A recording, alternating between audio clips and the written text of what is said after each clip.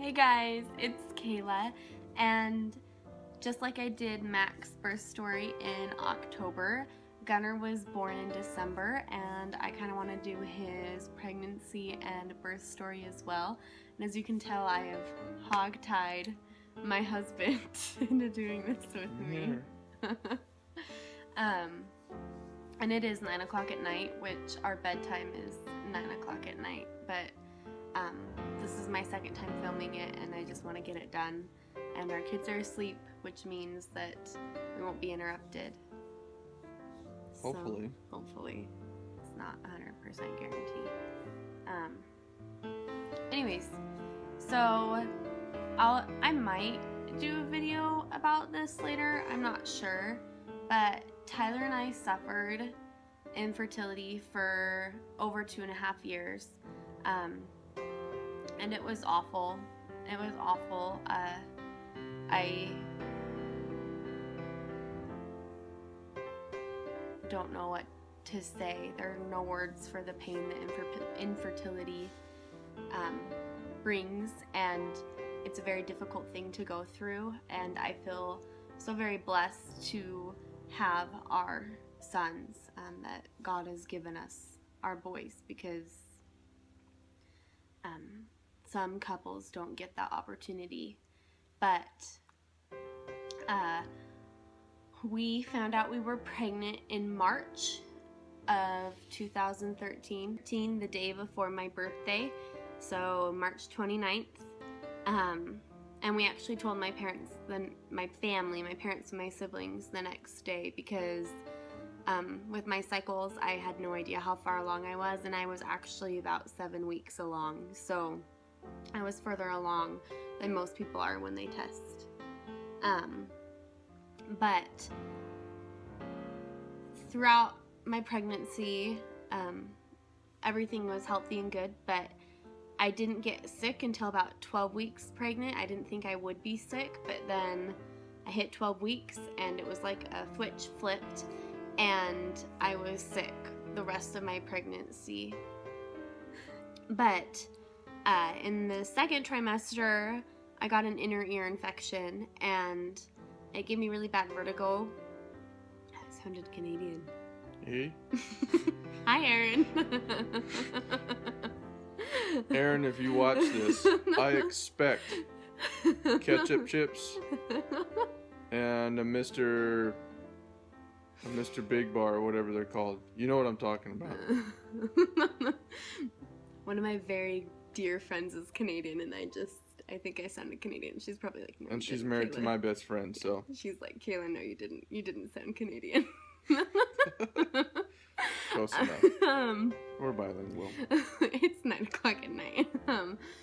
Anyways, I had vertigo, and it was really, really bad. Anytime I'd move my head, I'd get dizzy, my ears would ring, I'd almost pass out, end up throwing up. It was really bad, and I had to go to the ER because they were worried about my fluids, and everything was still healthy, but yeah, so I was sick my whole pregnancy, and so that means that even though it was a much wanted thing, I was pretty miserable, which it never meant I wasn't grateful. I'm so grateful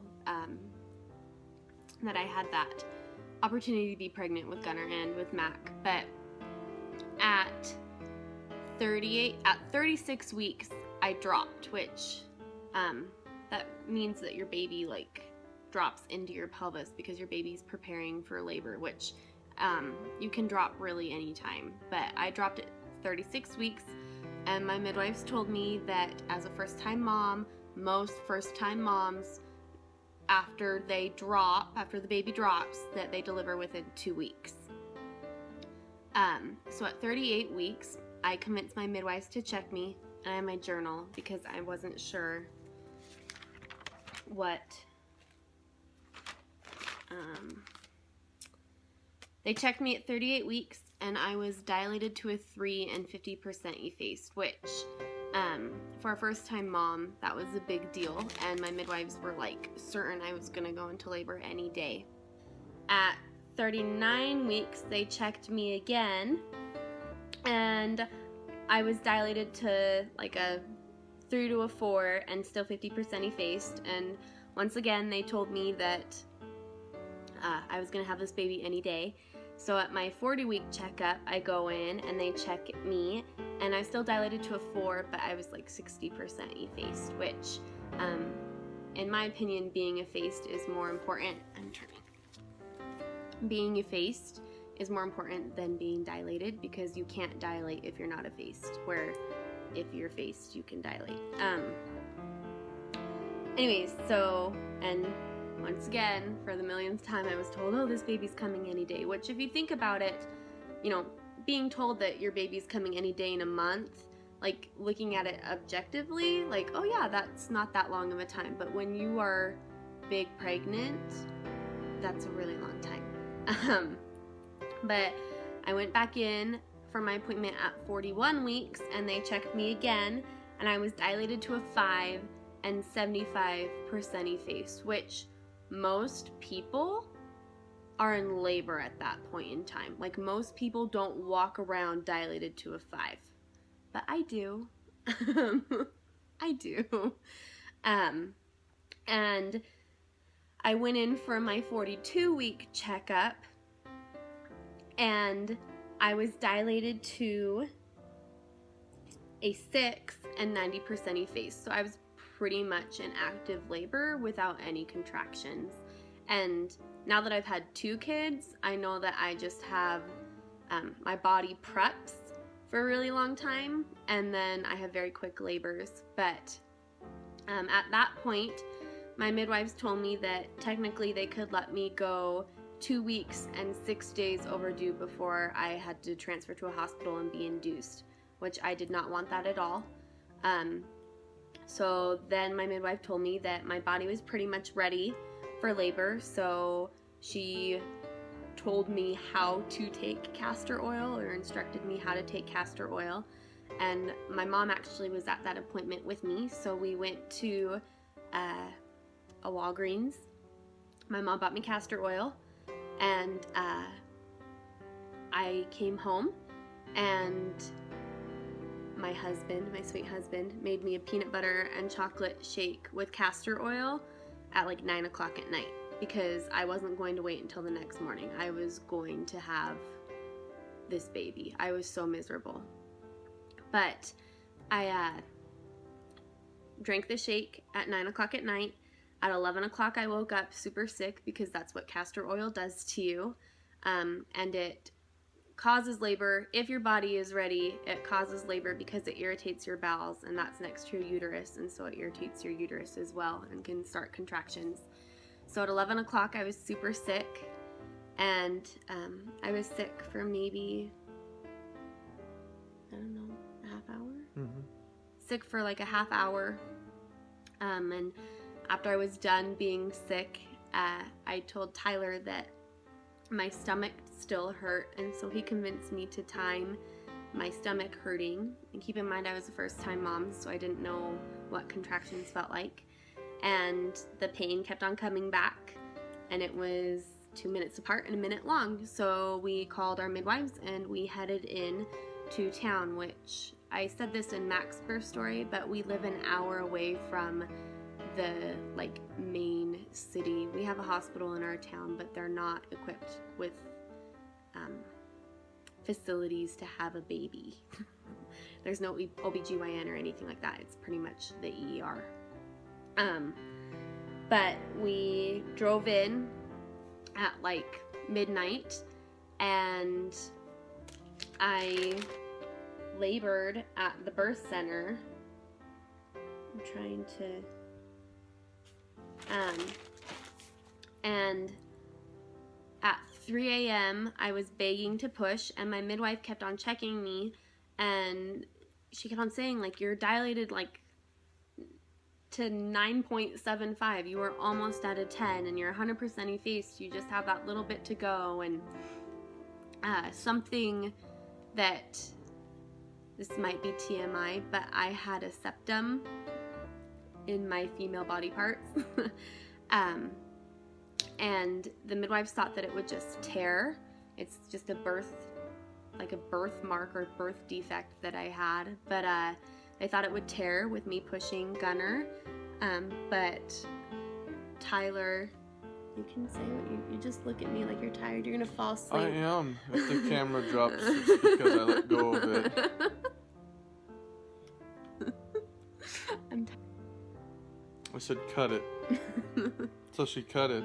Yeah. And Caleb bled everywhere. And the little helper lady, her name was Brittany, she looked at Jane and went, wow. And then Kayla was I had no idea. Yeah, she didn't know what was going on, but like 2 seconds after that, Gunnar's head started crowning. Yeah. So that was like at 4:30, and I pushed him once. He crowned, so they cut my septum. He like immediately started crowning. I pushed once, and he was out. Like, he was born at 4:45 in the morning on December 18th, 2013, so a week before Christmas. And the most beautiful thing I've seen, and I've had the opportunity to see that twice. yeah, he came out and looked like a little man already. It was pretty intense. Say it. Okay. My favorite part, for ancestry's sake, for you, Gunnar, is when he came out being overdue. He had great kind of muscle control already. It seemed like he not that he could hold his head up, but he was very animated, kind of moving around, and he didn't cry. Didn't cry. I mean, he made noise. He was cooing and stuff, but he was just very aware just of like the world around him. Kind of, not that he was looking around, but he was checking the world out around him and moving his arms and his legs some, and just a tender little spirit about him. But the best part is I had him in my arms, and I'll always remember his eyes. They were the most, and I'm colorblind, so to me, they looked like a cobalt, I guess. I don't know, like a real, like a graphite, I guess, maybe. I don't know if that's really the color of baby's eyes or not, but that's what they look like to me. But they were just these eyes, and I know they say babies can't see or nothing, but it, just being his dad, it looked like he was just looking straight up at me, and they were so beautiful. Oh my goodness, they were just sparkling like you wouldn't believe, and just, that was like my most tender moment of the whole thing, was just finally being able to hold him and just looking down at him, and his eyes were just so beautiful.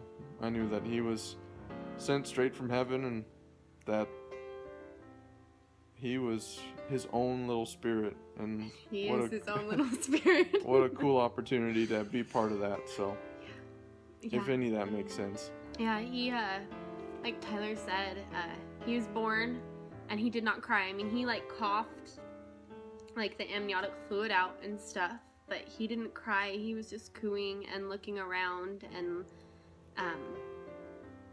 taking the world in, really. And he's like that now. He's a very active 3-year-old who just takes the world in.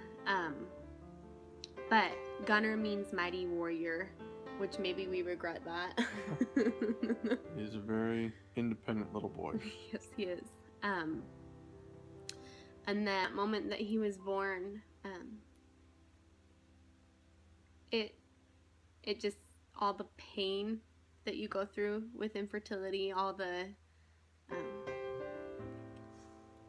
waiting that you have, all the no's, just that moment when you hold your baby, it just all washes away.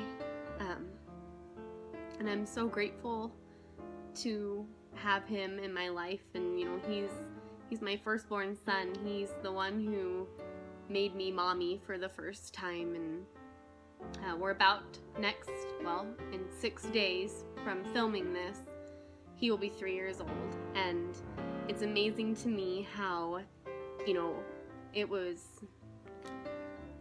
wasn't quite 3 years of infertility, but it was over 2.5. How long that seemed, you know, just how long that infertility seemed, but yet looking back at the last 3 years, it's just flown by.